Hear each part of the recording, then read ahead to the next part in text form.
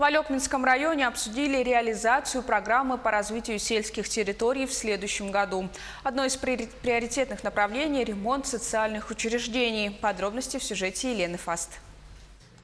С 2020 года начнется реализация программы по развитию сельских территорий. Программа закреплена за Министерством сельского хозяйства.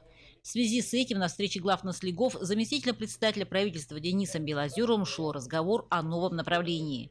В рамках которой предусмотрено очень много мероприятий и направлений по развитию сельских территорий, что очень важно для жителей населенных пунктов. По замыслу программа действительно должна дать толчок в развитии. При грамотной заявке есть возможность реализовать многие направления. В селе Урицк есть необходимость в ремонте здания детского садика и пришкольного интерната. Очередные задачи у нас стоят вот именно по ремонту этих зданий. Также населением ставится вопрос летнего водопровода. Поэтому тоже, я думаю, необходимо включить это мероприятие в наш план.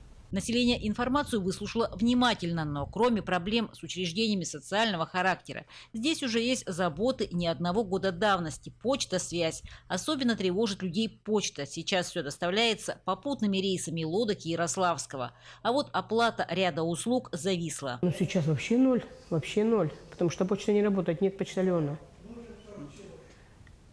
Почему нет почтальона? Ну, потому что никто не хочет идти. Не хотят идти. С чем это связано? А с чем это связано? Связано это с тем, потому что работа сталкивается, вот видите, вывозка почты ложится на начальника почты.